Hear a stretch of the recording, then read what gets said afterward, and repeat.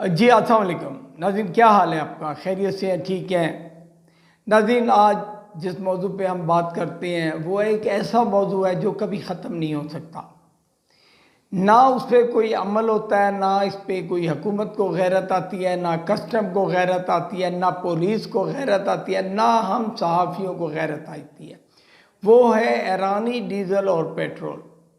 नाज़रीन, आप सब जानते हैं ईरानी डीज़ल या पेट्रोल यहाँ तक आने पे रास्ते में पता नहीं कितने लोगों की रोज़ी लगी हुई है। हम उनकी रोज़ी के दुश्मन नहीं हैं, हम नहीं चाहते कि उनकी रोज़ी मारी जाए। तो गवर्नमेंट इसको क्यों नहीं वो करती? गवर्नमेंट की भी कुछ मजबूरी होगी कि इसको लीगलाइज नहीं कर रही। बहरहाल ईरानी पेट्रोल और डीज़ल सरेआम दंदनाता हुआ यहाँ पे आ रहा है और डेरा गाजी खान शहर के आसपास के इलाकों में इसकी फ़रोख्त जारी है। इसको कोई माई का लाल नहीं रोक सकता। कोई जितना अमीर आदमी हो, जितना गरीब आदमी हो, अगर गवर्नमेंट इसको लीगलाइज कर दे, हमें कह दे, साथियों को कह दे भाई इस मैटर पे आप लोग बात मत करो, हम लोग नहीं करते। अच्छा, अब वो पठान लोग जो वहाँ से लेकर आते हैं, अब उनकी हालत ये है कि आज ज़ीशान जावेद ने एक रिपोर्ट फेसबुक पे डाली, उसमें कोई गाड़ी उससे आगे लगी। आप यकीन करें कि जो पुलिस वाले हैं, ट्रैफिक पुलिस वालों ने उससे बात ही नहीं की। वो जो डाले वाला था ना, जिसके साथ वो गाड़ी आगे, मेहरान गाड़ी आगे लगी, उसने परले ने उसको बात ही नहीं की उसके साथ। उसने सोचा भी नहीं कि ये कौन है, कोई शरीफ आदमी है। गाड़ी वाले आगे लगी, पुलिस वाले ने भी उसको जाने दिया। अब बात ये है कि ये तमाम जो डीज़ल है, पेट्रोल है, ये डेरा गाजी खान में आ रहा है और ये बाईपास रोड जो मुल्तान से जामपुर की तरफ जाता है। आप यकीन करें, यहाँ सरेआम जो है ना पंप लगे हुए हैं, यूनिट लगे हुए हैं, लोगों की तरफ से वो उसकी फ़रोख्त जारी है। वो बड़े बड़े जो ट्राले बारखान से, बलूचिस्तान से, ईरान से होते हुए यहाँ पे आते हैं, उन लोगों से ये लोग पेट्रोल ख़रीद लेते हैं। पेट्रोल ख़रीदा और उसके बाद उसी पेट्रोल को महंगे दामों यहाँ पे फ़रोख्त किया जाता है। या तो हो ना कि इसका फ़ायदा आवाम को हो, फिर तो हम कहें कि ठीक है भाई, वहाँ से ला गई, या आवाम को यहाँ पे जो है ना 240 रुपये लीटर पेट्रोल मिल रहा है 282 की बजाय, तो ये तो अच्छी बात है।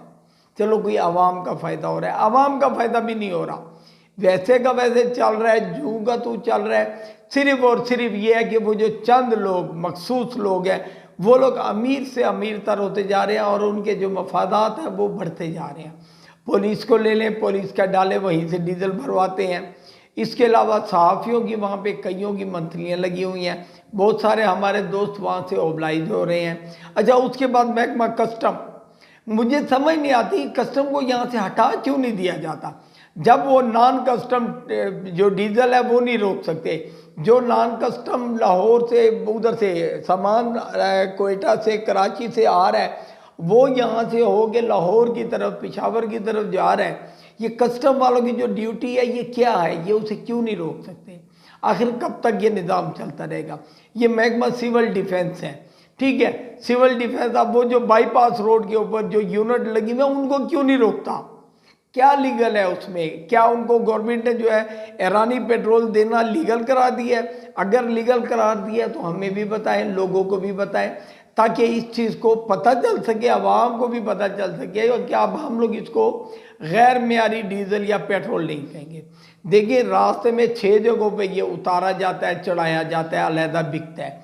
वो जो टैंकी होती हैं वो पुरानी होती हैं, ख़राब होती हैं, उन टैंकियों में डालने के बाद वो ख़राब हो जाता है। मैं ये नहीं कहता जब ये डीज़ल या पेट्रोल ईरान से आता है उस टाइम तक ये ख़राब नहीं, वो बिल्कुल ठीक होता है। जब जाहिर बात है ईरान की गाड़ियों में इस्तेमाल हो रहा है तो हमारे पाकिस्तान की गाड़ियों में भी इसे होना चाहिए।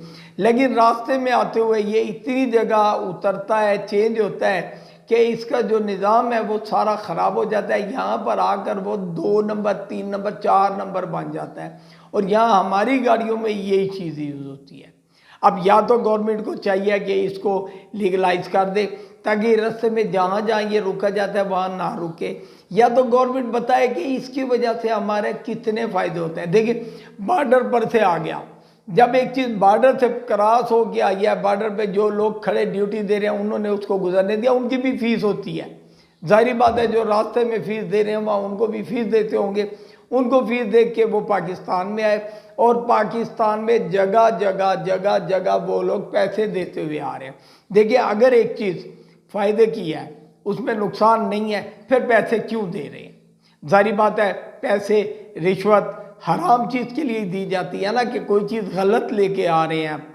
अब कहने को तो ये पेट्रोल आ रहा है, डीजल आ रहा है, अब हमें क्या पता इसके टैंकियों के अंदर क्या कुछ रखा हुआ है इन्होंने। टैंकियों में मुख्तलिफ असला भी रख सकते हैं, टैंकियों में जो है ना वो मंशियात भी रख सकते हैं, हमें तो इस चीज़ का नहीं पता। अब सिविल डिफेंस भी खामोश है, बाकी जो हमारी एजेंसी हैं वो भी खामोश है, और ये सारा निज़ाम चल रहा है। इसको कौन रोकेगा और कैसे रोकेगा? इस चीज़ पे ये चीज़ काबिल गौर है। हमारे कमिश्नर साहब, हमारे DPO साहब, खुदारा RPO साहब सोचे इस बारे में कि या तो इसको लीगल करें, नहीं लीगल करते तो कम अज़ कम जो बॉर्डर से आ रहा है इसको तो रोके यार। इससे जो हमारी गाड़ियाँ ख़राब हो रही हैं उसको तो रोके, लीगल हो जाए, जान छुटे, एक दफ़ा साफ मटेरियल यहाँ पे आ जाएगा, लोग इस्तेमाल करेंगे। इसके साथ ही इजाज़त चाहूँगा। अल्लाह निगहबान।